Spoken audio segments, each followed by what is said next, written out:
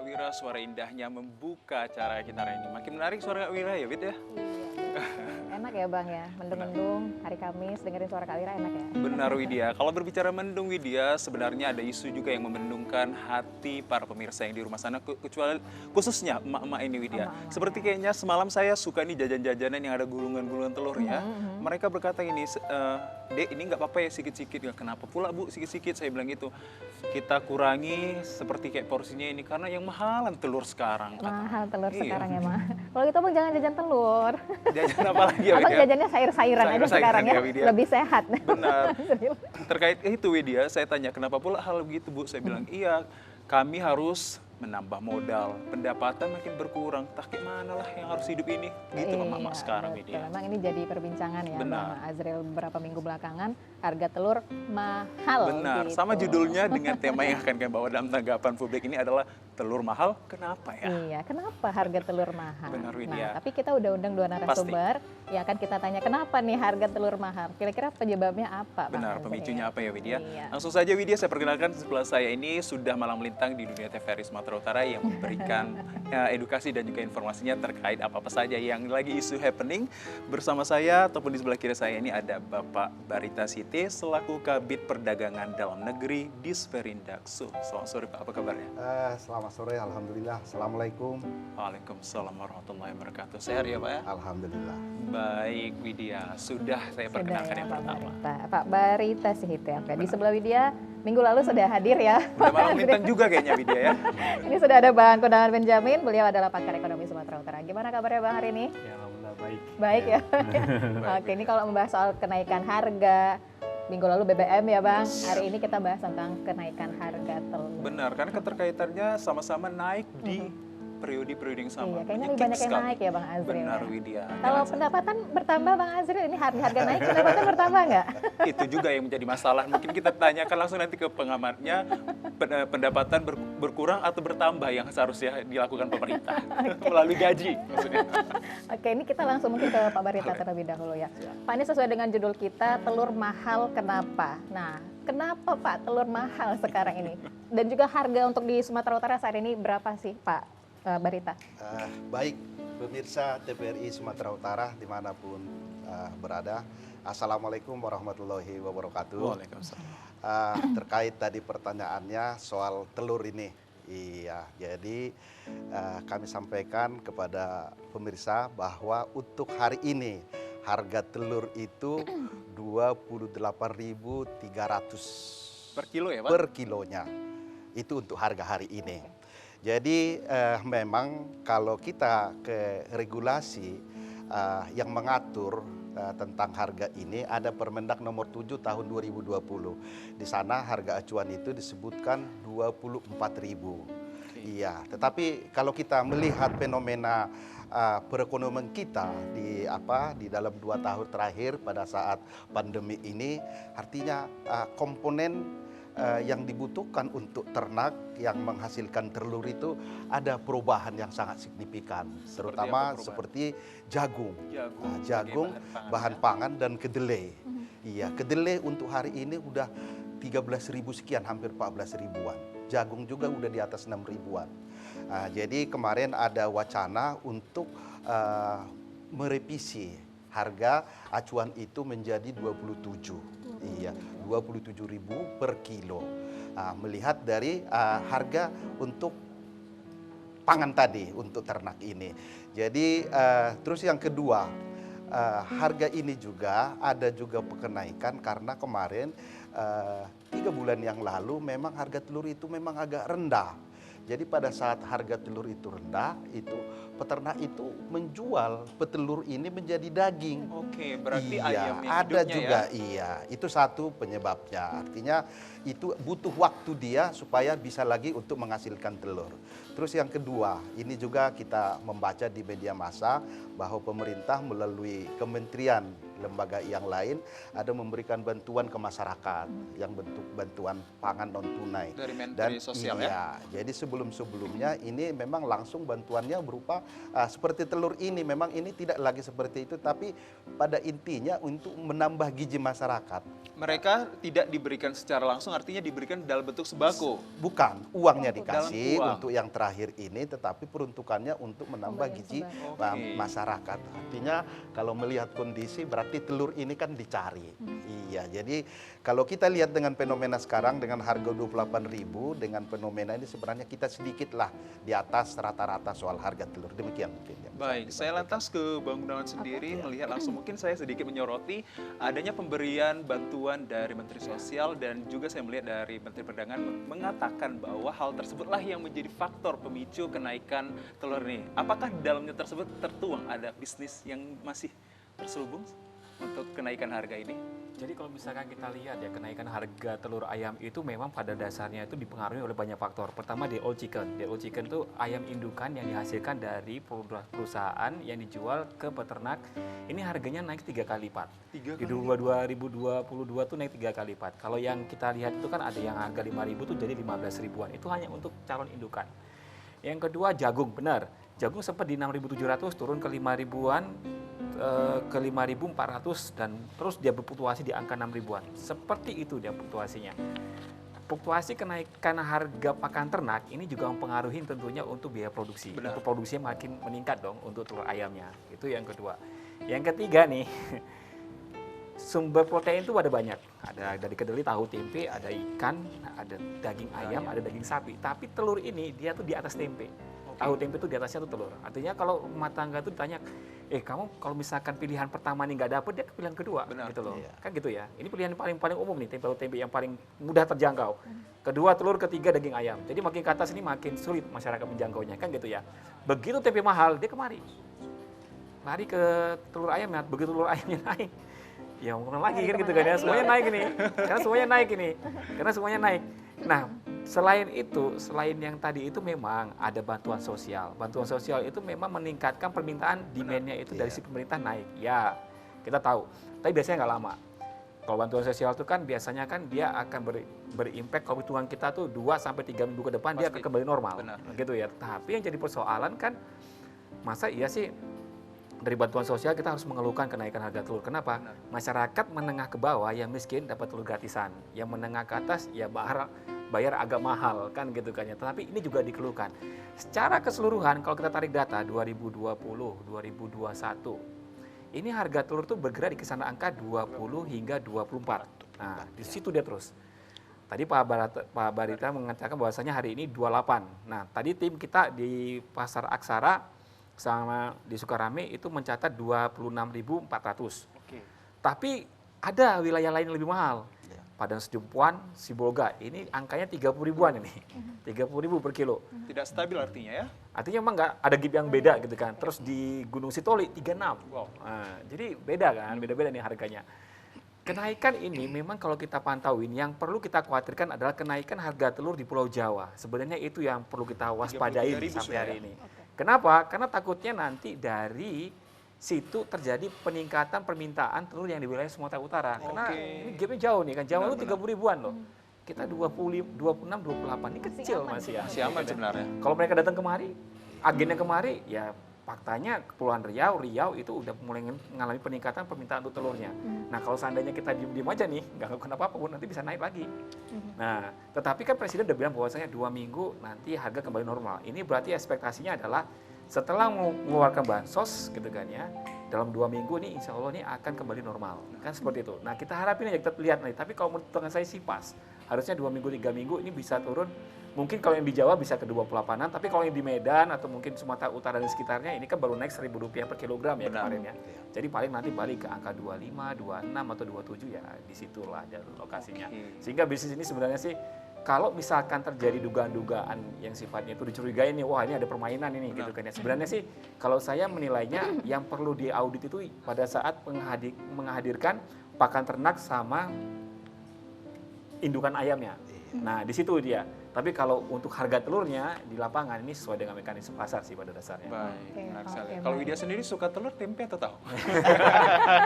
Dia suka semuanya. Suka semuanya, Widya, ya. Oke. Nah, Pak Barita mungkin ada langkah yang dilakukan untuk mengaudit seperti tadi yang disampaikan Bang Gunawan untuk pakan ternaknya dan juga ayam petelurnya yang sudah dilakukan oleh Disperindak juga seperti itu, Pak Barita? Jadi gini, saya tambahkan, kalau dari data bahwa kita Provinsi Sumatera Utara ini termasuk 5 penghasil telur terbesar. Iya, setelah dari Pulau Jawa, kita di Sumatera Utara. Kita di datanya untuk produksi kita itu sekitar 11.912 ton untuk per bulannya. Per bulan. Iya. Dan sedangkan kebutuhan kita hanya 8.618 ton. Berarti kita ada surplus. Persoalannya ini provinsi tetangga kita. Nah, ini tadi yang bilang sama Bang Den. Iya, provinsi tetangga kita mulai dari Kepulauan Riau sama Sumatera Barat banyak dari kita, termasuk dari Aceh. Wow. Iya, jadi itu yang perlu sebenarnya. Jadi tadi pagi juga kita juga membahas ini terkait dengan inflasi di Sumatera Utara, tapi yang dibahas masalah cabai. Tapi ini pun kita Bagian dari pernyataan dari Benar. Pak Presiden 2 minggu ya, mudah-mudahanlah ini hanya sesaat seperti yang disampaikan Pak Den tadi. Oke. Kalau untuk harga, maksud saya untuk pakan ternak ya, untuk di wilayah Sumatera Utara ada juga pakan ternak yang dari impor begitu Pak Barita, atau digunakan dari dalam negeri dan juga ada yang digunakan dari impor.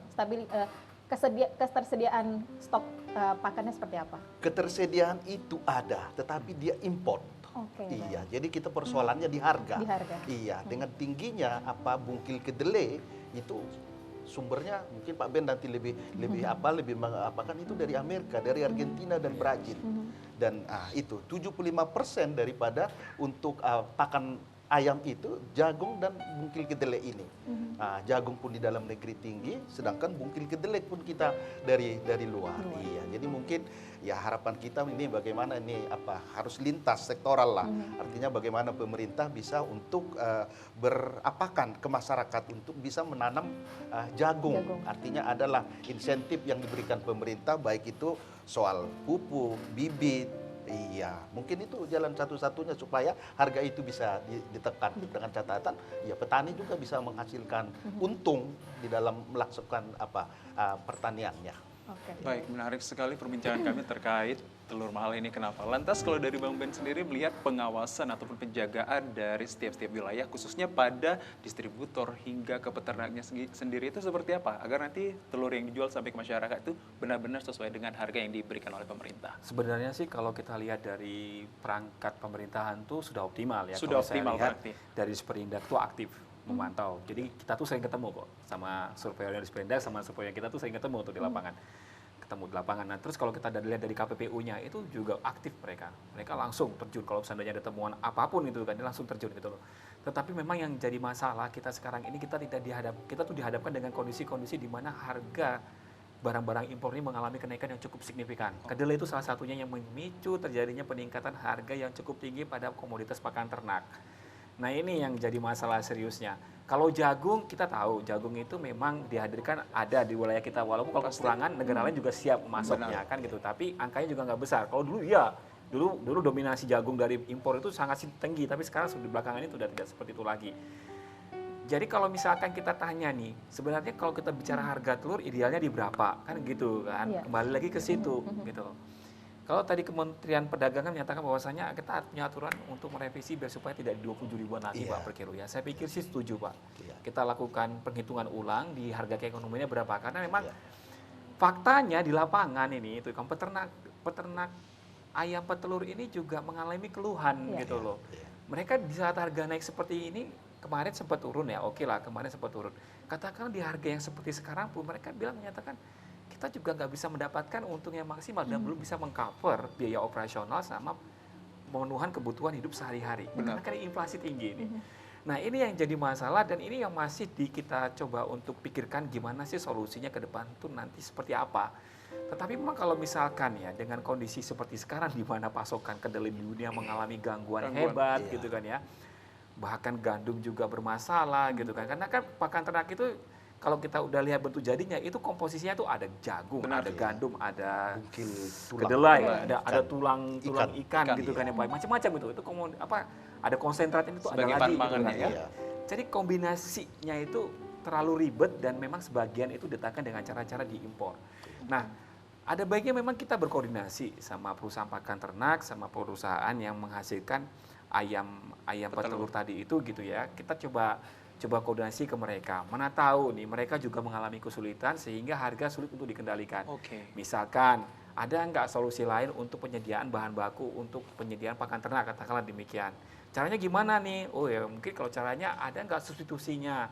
Kalau kita misalkan nggak hanya jagung aja atau kedelai aja, ini bisa nggak dilakukan seperti itu? Atau mungkin kita bilang katakanlah banyak nih komoditas-komoditas yang harus diimpor dari negara lain masuk ke kita untuk jadi pakan ternak. Tetapi memang pada dasarnya komoditas itu sebenarnya juga bisa dihasilkan di negara sendiri gitu kan ya. Kasus mie instan, kita tahu bahwasanya gandum itu sulit masuk kemari. Ekspektasinya bisa naik sampai 3 kali lipat. Tapi begitu itu mencuat, begitu viral gitu kan ya, langsung pemerintah bilang, ya udah yuk kita coba deh. Apapun ceritanya ada atau tidak lahan itu kita tanam sorghum. Kan seperti itu. Nah kita coba, mana tahu ini nanti bisa diambil, ya ini si pertama-namanya Pak Barita ya, bukan adanya saya. Ketika beliau bisa mengeluarkan kebijakan bahwasanya, oh ya udah deh, kita coba deh substitusikan beberapa komoditas impor tadi dengan barang-barang yang mungkin bisa dihasilkan dari tanah air ya. Kenapa enggak? Kan seperti itu. Selanjutnya kalau memang bisa ya, memang petelur ayam ini kan sebenarnya kan itu ada yang mandiri. Artinya mereka itu mandiri beli sendiri gitu kan ya, berusaha sendiri terus mereka jual sendiri, katakanlah demikian. Ini sebenarnya yang paling rentan mengalami kerugian. Kenapa? Karena memang komoditasnya kalau misalkan dia bermitra sama perusahaan, biasanya dia cuma terima pasokan makanan, dia ayamnya langsung, dia hanya memelihara gitu kan ya. Tapi kalau yang mandiri ini dia berjuang dari nol. Dia harus sediakan uang untuk beli ayamnya, dia segala macam. Nah ini yang sebenarnya susah dalam penetrasi pasar pada saat dia mau menjual telur ayamnya. Nah di saat perusahaan tadi itu katakanlah memiliki mitra yang banyak, dia punya kecenderungan ini untuk bisa lebih mengatur harga sesuai dengan keinginannya. Nah kalau seandainya nih kos biaya produksi perusahaan bermitra dengan perusahaan itu adalah sangat rendah, sementara kos untuk biaya produksi ayam petelur mandiri lebih tinggi dibandingkan yang bermitra tadi itu. Nah di sini nih muncul masalah baru. Mereka dengan pasokan telur yang banyak, mereka bisa jual lebih murah, sementara di sini dia nggak bisa berbuat apa-apa. Kosnya tuh lebih mahal daripada yang di sini. Nah ini jadi masalah. Baik Bang Ben, makin seru sepertinya. Dan kita sampai benar nikmat sekali dengan ulasan-ulasan dari kedua narasumber ini. Namun ada tersedia teh manis kita, boleh dicicipi dahulu ya Widya. Karena telur mahal ini kenapa? Pasti banyak sekali hal-hal yang perlu kita ulik dan kita cari tahu. Tapi sebelumnya kita persembahkan dulu lagu yang indah dari Kak Wira.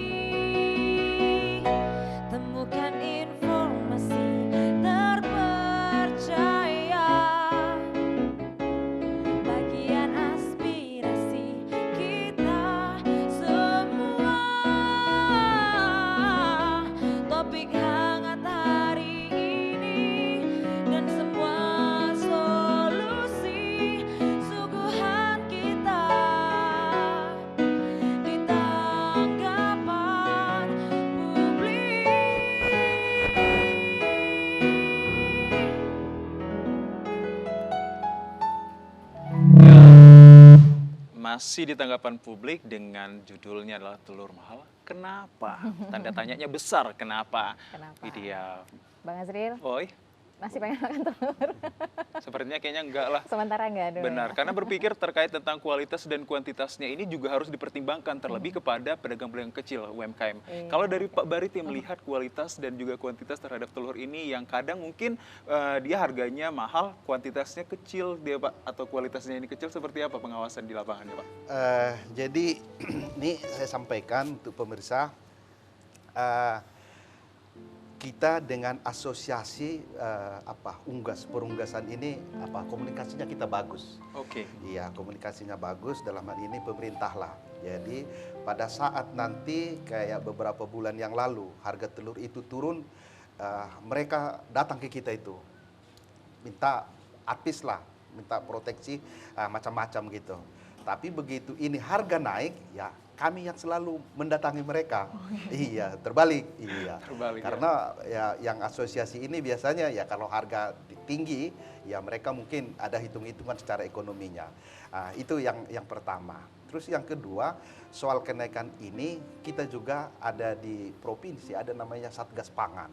Satgas Pangan ini banyak ininya yang terlibat, mulai dari kepolisian, lintas kami yang terkait di Pemprov Sumatera Utara. Jadi kita sudah melakukan analisis lah ininya, jangan sampai ada apa yang tidak terkendali. Jadi kita juga udah rutin untuk melakukan komunikasi tentang semua ini apa namanya harga-harga yang ada di pasar. Operasi pasar belum ya Pak? Jadi yang kami dari Pemprov kemarin di Sperindak dengan instansi terkait itu melakukan operasi pasar murah itu terkait cabai merah. Masih cabai ya? Cabai merah. Mungkin sampai sekarang juga belum bisa secara gampang untuk bisa teratasi karena memang persoalannya ini nasional. Benar. Artinya bukan hanya di kita. Kita kalau dari segi jumlah penghasilan kita surplusnya kita, tetapi kita ini yang menjadi penyuplai provinsi tetangga, kita yang mengirim. Sama dengan telur ini juga. Iya. Jadi tetapi kita menghimbau lah kepada asosiasi bagaimana untuk memprioritaskan. Yang namanya himbauan Pak nggak bisa memaksa Pak, kan gitu. Namanya himbauan. Artinya ya mudah-mudahan mereka juga mendengar ini ya TPRI ini supaya memprioritaskan di setempat dulu. Baik, artinya koordinasi dan komunikasi telah dilakukan oleh Tapi kalau pemerintah ya. untuk pengusaha-pengusaha kecil tadi yang mungkin pasti terasa dengan kenaikan ini. Benar. Jadi itu kalau kita lihat di pasar, mereka paling mensiasatinya dengan memilih telur yang lebih kecil kualitasnya ya, kualitasnya karena biasanya kan ada harganya range harga murah, antara yang besar. Kalau misalnya kita menghitung itu per kilo, kalau dia ukuran yang besar antara 16-17, tapi kalau dia yang kecil bisa sampai 19 butir per kilo. Nah, itulah mungkin mensiasati pedagang-pedagang yang kecil, Pak. Baik, mungkin itu jalan salah satunya ya yang diberikan oleh pemerintah. Cari yang kecil, kualitasnya tetap baik lah pastinya masih kecil, tapi harganya masih berimbang kalau dari para pedagang ini. Pilih yang kecil atau yang besar? Mungkin dia ke Bang Gunawan aja ya. Bang Gunawan, kalau tadi kan disebutkan oleh Pak Barita kalau untuk misalnya komoditi lain seperti cabai gitu sudah dilakukan operasi pasar, namun harga memang belum bisa dikendalikan. Nah, kalau misalnya dalam waktu yang ditetapkan Presiden mungkin sekitar 2 minggu, harga telur ini bisa stabil. Kalau tidak juga akan dilakukan operasi pasar. Ini bisa kemudian dengan operasi pasar bisa mengendalikan juga harga telur kah? Kalau kita lihat kan harga cabai belum bisa terkendali gitu. Ini ke depannya bagaimana kalau dari Jadi gini, pandangan? teorinya tuh gini ya. Kalau misalkan nih jumlah telur beredar katakanlah 1 juta. Gitu kan ya. Kalau mau diintervensi harganya mengikutin kita seenggaknya itu main di 600.000. Artinya 500.000 lebih lah. Artinya saya yang mengendriving market itu tadi gitu. Artinya apa? Saya bisa beli telur 600.000 dari para peternak, katakanlah demikian, saya jual nih ke masyarakat gitu loh. Dengan harga yang mau saya terserah saya mau berapa gitu. Meskipun ya, tidak ada ketentuan ya. Ya, meskipun nggak ada ketentuan gitu kan. Nah, kalau bisa seperti itu oke gitu loh. Itu oke. Berarti anggarannya terus gede nih. Nah, pemerintah itu harus gede nih mengintervensi itu harus gede gitu loh. Kalau misalkan hanya bentuknya himbauan, saya nggak yakin. Nah, itu saya nggak yakin. Fakta Pak, udah berapa lama kita coba lakukan itu nggak berhasil gitu loh. Itu nggak berhasil membuat mereka itu mau mengikuti himbauan tersebut gitu loh. Kenapa? Ya motifnya uang kan, keuntungan. Jadi kalau kita bicara pemerintah mungkin motifnya itu ya gimana kita membuat keseimbangan pasar, masyarakat tidak kesulitan. Tapi kalau pedagang ini motifnya ya duit, uang, keuntungan gitu loh. Gak untung ya jangan coba-coba untuk jualan kan gitu kan ya. Jadi ini paradigmanya beda nih kan, beda pemerintah, pedagang udah beda gitu. Konsumen pinginnya murah, peternak pinginnya mahal gitu kan. Gak akan pernah ketemu kalau misalkan dibiarkan itu gak akan pernah ketemu nih. Nah, yang dilakukan pemerintah selama ini bansos itu sudah benar sih, artinya pemerintah itu memberikan bansos ke masyarakat dalam bentuk telur tadi itu ya udah benar gitu. Tapi pemberian bansos kan kepada masyarakat yang kategorinya ini yang layak. Tapi yang masyarakat yang kategori ekonominya tinggi kan juga kena dampaknya. Artinya tidak social injustice juga atau seperti apa? Kita perlu mengedukasi mereka juga yang menengah ke atas tuh untuk memahami bahwasanya ya surplus ya oke, tapi surplus tuh nggak menjamin harga tuh nggak naik gitu loh. Itu dia, itu yang perlu dicamkan baik-baik. Sumut itu nggak menjamin harga nggak naik. Kita nggak bisa ngelarang peternak itu untuk nggak jualan Iya. di Sumut tuh nggak bisa. Pasti. Nah, cuma lo, tolong dong, jangan jual di apa, jangan jual di luar Sumut, katakanlah demikian. Begitu dari luar wilayah daerah, Permintaan ya. permintaannya lebih tinggi, Tinggi, harganya. iya. Mereka Jual keluarkan pasti, ya, Pak. juga, Iya. gitu kan ya. Karena terkait dengan uang tadi juga, Bang Gunawan. Iya, keuntungan kan, profitnya kan. Ini wajar ini sebenarnya wajar gitu loh. Nggak ada sih yang solusi-solusi yang benar gitu, selain memang kalau memang mau ditekan adalah biaya input produksinya itu ditekan habis. Nah, ini yang perlu ditekan Dalam habis. hal ini ketahanan pangan juga harus ya. Nah, ketahanan pangan kita sih sejauh ini kalau kita lihat data surplus sih baik ya, cuman agak sedikit terganggu memang. Belakangan ini kita agak pusing juga ya. Kalau seandainya tiba-tiba lah, katakanlah begini ya, tiba-tiba nih perang di Ukraina atau mungkin perang di Eropa tuh meluas gitu, Benar. gitu kan ya. Saya justru mikirnya tuh berapa lagi nanti harga telur mau ke atas kan gitu kan ya. Atau kan jangan itu BBM mau naik loh bentar lagi. Katakanlah Katanya 1 demikian, September tapi gitu kan. belum loh, Bang. Masih tak. Iya kan. Walaupun belum ya sampai hari ini ya gitu kan. Ini belum mau naik loh gitu kan. Katakanlah demikian. Ini biaya produksi mau dikemanakan, Benar-benar. transportasi mau seperti Transportasi. apa gitu kan ya. Ini aja nanti udah bisa aja menggiring kalau seandainya hari ini di kedai sampah atau di tingkat pedagang pengecer harga telur 2.000, kalau BBM pertalite ke 10.000 gitu kan ya. Atau mungkin solar bisa ke berapa ya? Katakanlah 7.000-an atau 8.000-an lah, katakan demikian. Ini harga telur Nah, naik 2.200 ke 2.300 tuh bisa. Belum lagi nanti pembulatannya. Pembulatan tuh gini. Jadi temuan kita di lapangan selama ini pada saat ada pedagang kedai sampah beli ke pedagang pengecer harga telurnya itu Rp1.600 per butir. Per butir. Dia masih mau jual 1.800 gitu loh. Tapi begitu pedagang pengecernya naikin ke 1.700, dia nggak jual ke 1.900, dia 2.000. langsung ke 2.000. Alasannya Wow. kenapa? Nyari uang Rp100 recehan tuh nggak gampang loh Bang. Dia bilang gitu kan. Oh pembulatan aja, ya yakin kalau seandainya nanti pedagang yang lain juga bulatin. Saya yakin bilang gitu. Kenapa? Logika berdagangnya seperti itu. Nah ini juga hal yang bukan gampang kita hadapin gitu loh di lapangan. Bisa aja di tingkat pedagang distributor, pedagang pengecer, harga cuma naik cepet loh, harga cuma naik 100 loh. Tapi di konsumen akhir, ini harganya naik 200-300 rupiah tuh bisa. Kenapa? Pembulatan itu tadi itu terjadi sampai hari ini. Oke. Itu udah kita temukan, Hari ini kita tanya, kenapa jualnya 1.200? Kan kemarin telurnya cuma naik 100 rupiah per butir. Lah, dari 1.600 naik ke 1.700. Kalau saya ambil 100 kan ya kurang besar. Saya jual ke 1.900, ini ribet. Bayangin, ribetnya tuh apa? Gini ya, 100 kembali ya. Mendingan saya bulatin, kenapa? Kan di sebelah juga bulatin, kalau semuanya sama gitu kan ya. Nah ini yang terjadi. Jadi kalau misalkan beli per butir memang agak rumit, tapi kalau beli agak lebih banyak, dia bisa diskon harganya. Nah saya kurangin deh gitu loh. Itu mungkin tipsnya juga ya, Bang Azril. Kalau beli langsung banyak. Cari-cari yang diskon berarti semuanya harus. Tapi itu menarik loh yang pembulatan tadi ya, karena beberapa waktu lalu ini juga sempat beli telur, memang mungkin tidak di pasar tradisional tapi di pasar modern begitu. Agak kaget ya Bang Azril ya, untuk 10 telur itu 20.000 dengan ukuran yang kecil gitu. Kualitasnya ya. Kecil. Tapi kan udah mepet mau Kualitas gimana? makin Benar ikut. Widya. Ya, Apapun yang kita bahas itu sebenarnya kepada pemerintahnya juga yang harus kita tekan. Saya selaku juga masyarakat dan juga bagian dari masyarakat di luar sana ingin menyampaikan aspirasi lah kepada pemerintah ini terkaitnya ini ada Pak Barita Zihid. Sebenarnya kebijakan banyaknya seperti kayak bansos ini dikeluarkan tapi juga dinaikkan Pak harga-harga lainnya. Nggak kasihan pemerintah kepada masyarakat Pak. Saya langsung untuk juga bagian dari masyarakat ini Pak. Seperti apa itu Bapak? Kayaknya nggak sinkron ya Bang Azril ya, bansos diberikan tapi Benar. harga juga naik Dinaikkan, begitu Pak. Pak Apakah tema Barita. kita pulih lebih cepat, Bangkit bangkit lebih lebih kuat? Ini kuat. artinya bangkit lebih kuat, pulihnya lebih cepat itu dinaikkan harga-harganya, Pak. Pak, tapi Pak Barita jangan tertekan ya Pak Barita ya. Saya hanya perspektif aja.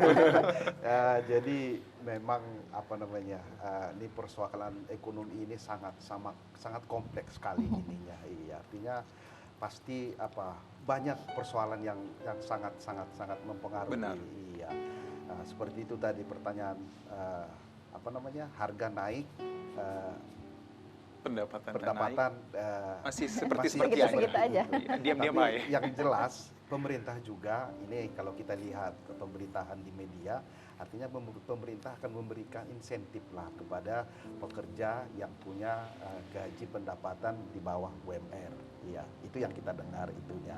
Terus ini pun nanti lagi dibuatlah regulasi bagaimana. Ini tadi Pak Ben sudah menguraikan gimana ke depan andai kata seperti ini naik ininya. Tapi sebenarnya itu semua udah dipikirkan oleh pemerintah lah, bagaimana rakyat ini bisa untuk tetap survive lah, bisa tetap menjalankan roda ininya. Baik, tahan sebentar. Tadi ada saya garis bawah adalah pendapatan yang harus dinaikkan atau tetap seperti ini aja. Kalau kita mengingat perekonomian kita makin hari makin meningkat. Pemirsa, kami akan kembali tapi setelah yang satu ini. Tetaplah bersama kami.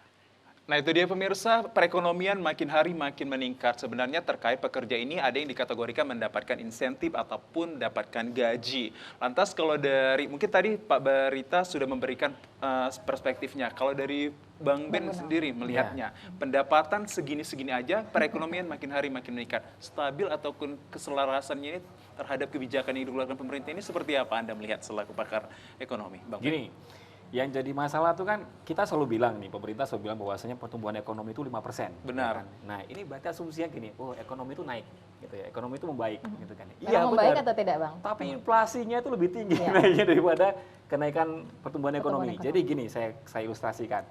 Misalkan saya seorang pegawai lah katakanlah itu ya, gaji 1 bulan 3 juta. Awalnya habis nih, 1 bulan habis. Dapat insentif berarti ya, gitu kan ya. Habis nih. Nah, terus tahun depan, tahun 2022, gaji saya naik 5%. Wah, gaji saya naik 5%, 3 juta dari 5% berarti 150.000. Nah, katakanlah demikian. Naik nih. Saya bersyukur dong, alhamdulillah naik. Tapi ternyata harga barang naiknya lebih tinggi gitu loh. Setelah dihitung-hitung, wah naik 3 juta 150.000, nggak cukup untuk beli apapun. Kenapa? Pertumbuhan 5% atau mungkin 4%-an, tapi inflasi ini rencananya nanti 6,4% hitungan saya. Berarti apa? Kenaikan harga barang jauh lebih tinggi daripada kenaikan pendapatan. Kalau begitu bakal ada bahan pokok yang naik lagi nih kira-kira. Ya kalau misalkan BBM mau naik, pasti kan semua bakal naik lagi kan? Ya. Kesimpulannya ada di situ. Jadi realnya negatif. Negatif berarti. Tetap. Artinya pertumbuhan ada tapi inflasi tinggi, ya dikurangin aja negatifnya berapa. Artinya apa? Sekalipun ekonomi tumbuh, tapi kalau gaji naiknya lebih rendah daripada kenaikan harga barang, ini rugi. Apapun ceritanya ini rugi. Jadi jangan salah. Kalau misalkan nih ada perusahaan katakan menggaji gaji kalian naik setiap tahun itu sesuai inflasi. Benar. Itu bagus itu. Tapi kalau bilang gaji kalian naik setiap tahun, naiknya berapa dulu nih? Hitung dulu nih naiknya berapa nih. Begitu hitung naik, coba bandingkan sama inflasinya. Jangan-jangan naiknya nggak menutupi inflasi, tetap aja makin miskin dia, ke bawah dia. Apalagi kalau gaji nggak naik, apalagi kalau berhadapan dengan kondisi pandemi 2 tahun terakhir, ada orang yang kena PHK, jam kerjanya dikurangin, atau mungkin tekanannya seperti itu, ya sama aja kan. Kalau dengan mensiasati dengan pengelolaan keuangan yang lebih baik itu bisa nggak Bang kira-kira? Jadi yang masalah itu kalau seandainya gaji hanya cukup untuk memenuhi kebutuhan dasar, ini masalahnya serius. Ingat loh, kebutuhan dasar makan, ya kan, makan, minum, pendidikan, katakanlah demikian, kesehatan gitu. Ini dasar nih. Kalau ini semuanya lebih mahal, gaji nggak naik, sementara gaji cuma cukup untuk 3 ini, dia mau investasi kemana? Yang iya kemungkinan besar nambah utang, iya. Nah, logikanya kan begitu kan. Tapi kalau misalkan kita katakan masyarakat menengah ke atas yang kebutuhan dasarnya itu sudah terpenuhin gitu kan ya. Kalau masih ngomel nih, harga barang naik gitu kan ya. Kelebangetan sih sebenarnya. Kenapa? Karena pada dasarnya yang lebih susah ini ada lebih banyak nih, 40% ini yang perlu di cover. Oleh karena itu sebelum kenaikan harga BBM pemerintah kan udah menggelontorkan nih bantuan sosial. Gitu kan ya, ke 40% masyarakat tadi bahkan ada yang bekerja dengan kriteria gaji di bawah 3 juta, tetapi terdaftar ke BPJS Ketenagakerjaan, katakanlah demikian. Oke, lakukan itu. Kenapa? Saya memang udah melihatnya tidak ada hal yang bisa dilakukan pemerintah kecuali untuk menyelesaikan masalah ini gitu loh. Tidak ada. Ya, ini masalah global gitu. Ini masalah global. Tekanannya itu bukan masalah kenaikan harga telur. Ini rentetannya mulai dari perang di Ukraina, kenaikan harga gandum, kedelai, brembet kemari. Kan gitu kan ya. Jadi kan ini nggak bisa dilepaskan bahwasanya wah ini cuma masalah di Indonesia aja. Enggak. Kenaikan harga telur, daging ayam, Cabai. Cabai itu kadang-kadang kan mikirnya, yang nanam cabai itu petani Petani, kok, petani, benar. bukan orang Rusia sana Iya, kita belinya. iya. Jangan salah, pupuk itu mahal Pupuknya karena benar, perang di dari sana, sana, gitu loh. iya. Ini Fosfatnya, yang iya. kadang-kadang masyarakat lupa gitu loh. Ini kadang-kadang masyarakat lupa gitu loh. Nah, mahalnya kebutuhan pokok kita, kebutuhan pangan kita hari ini itu lebih banyak dikarenakan oleh kenaikan harga pangan global, harga energi dunia. Baik. Belum lagi kenaikan harga BBM kita. Begitu nanti misalkan nih harga BBM naik, tak gitu kan, perangnya makin ribet nih di luar sana. Makin Cina berpengaruh sama lagi. Taiwan, berantem, Berantem. katakanlah demikian. Ini mau gimana lagi nih, kan gitu kan ya. Jadi apa? Ya kalau berhemat bagi masyarakat menengah ke bawah, saya mikirnya tuh apalagi yang mau dihematkan gitu kan ya. Benar. Mau kayak gimana lagi gitu. Yang dia butuh pertolongan dan pemerintah harus hadir di situ. Baik. Itu yang paling penting. Nah, tapi kalau masyarakat menengah ke atas, nah ini memang anjurannya berhematlah lebih baik gitu kan ya. Kita nggak tahu nih kondisi ekonomi ke depan seperti apa gitu kan ya. Kita nggak tahu nih fluktuasi harga pangan seperti apa, tetapi sejauh ini, detik ini saya duduk melihat ke depan, ini buram ini. Ini gambarannya ini nggak enak ini. 2023 loh, bukan 2022 aja loh. Tapi 2023 ini gambarannya buram banget gitu loh. Kenapa? Resesi terjadi di negara maju. Kalau resesi negara maju, kita nanti akan kena imbasnya kok. Tapi belum bisa diperhitungkan sampai sekarang. Kalaupun ada yang menghitung, saya yakin kita akan diam-diam aja. Kenapa? Pasti perhitungannya bukan menjadi kabar yang baik buat kita semua. Baik, Bang Ben. Seperti itu. Sudah jelas ya. Kalau dari Pak Barita Siki, adakah operasi pasar gratis atau pasar murah untuk bisa mengatasi telur mahal ini, Pak? Sebagai Jadi, kesimpulan akhir kita. begini, kalau untuk seperti yang diuraikan Pak Ben tadi bahwa ini adalah fenomena global, artinya kita dari pemerintah itu akan ada langkah-langkah nanti. Yang pertama, kalau ini tetap bertahan dengan harga yang sudah merupakan, apalagi ini UMKM kecil yang menggunakan telur, kita akan melakukan pasar murah nanti. Baik. Ya, inilah jalan satu-satunya. Tetapi ini juga tidak bisa menjawab persoalan karena Masih ini tidak mengkaji, bisa. Iya, tapi paling tidak kita bisa mengintervensilah di mana yang penggunaan permintaan telur itu yang tinggi. Agar Jadi tepat iya, sasaran disitulah kayak kita laksanakan nanti pasar-pasar murah. Jadi kemarin juga waktu kita melaksanakan pasar murah terkait dengan harga cabai yang tinggi, itu memang sangat memberikan kejut kepada pedagang-pedagang untuk ikut turut serta menstabilkan harga. Mungkin Baik. itu yang bisa disampaikan. Targetnya 2 minggu ini pasti kembali normal ya. Insya Allah. Oke. Insya Allah, itu Iya, perkiraan. Insya Allah. Ya. Benar. Dan Mudah-mudahan. kita optimis saja ya, Bang. Ini, Iya, Bang harus, Ben, ya. harus Kalau bisa optimis. sebelum 2 minggu sudah bisa turun. Siap. Benar-benar. Apa, Mungkin Bang? dari Bang Ben sebelum mengakhiri ini ada harapan juga cara mensiasati dan juga mengantisipasi bagi masyarakat luas sana yang terdampak. Seperti apa? Ya, kalau saya ngelihatnya gini nih ya. Kemarin pada saat kita berkisruh tentang minyak goreng yang mahal, pemerintah secara perlahan membangun perusahaan BUMN namanya Palmco. Dia tuh jadi bumper, artinya pada saat nanti misalkan harga minyak goreng mahal, produksinya mereka akan menjual minyak goreng yang sesuai dengan kebutuhan masyarakat, yang sesuai dengan keinginan pemerintah. Saya setuju kalau misalkan yang namanya kebutuhan pangan ini dikuasain oleh pemerintah tuh saya setuju gitu loh. Walaupun kesannya monopoli gitu kan ya. Tapi memang di tengah-tengah kondisi seperti sekarang ini, di saat semua bahan-bahan panganan itu lebih banyak dikendalikan oleh swasta, kita kurang bisa Bergerak. melakukan penetrasi pasar. Kita kurang bisa melakukan intervensi gitu kan ya. Jadi kalau memang ada ide lagi nih, misalkan ya kita buatlah usaha pakan ternak sendiri, BUMN khususnya gitu kan, atau mungkin bukan hanya itu, cabai juga katakanlah BUMD pangannya yang ada di pemerintah daerah bisa hidupkan Pak, Ya, gitu kan baik. ya. Kita bisa aja berimprovisasi seperti itu, walaupun memang pada dasarnya butuh anggaran yang besar. Oke. Itu. Nah, bagi masyarakat, ini sulit ini memang. Singkat dan Ya, padat Bang singkat sebelum aja, mengakhiri. Saya cuma bisa bilang ya, buat masyarakat yang menengah ke bawah, coba update terus datanya, mutakhirkan data. Kalau memang udah merasa kesulitan, ajukan aja sebagai orang yang berhak untuk mendapatkan bantuan Bantuan. sosial. Siap. Itu yang memang bisa saya sarankan lah gitu Baik. ya. Nah, bagi yang masyarakat menengah ke atas, Hemat. berhematlah Berhemat sebaik ya. mungkin. Iya. Baik, Itu tanpa dia. terasa Kalau ya. bisa nggak Widya. usah makan telur dulu untuk yang ke atas ya. Pilih tempe dan tahu.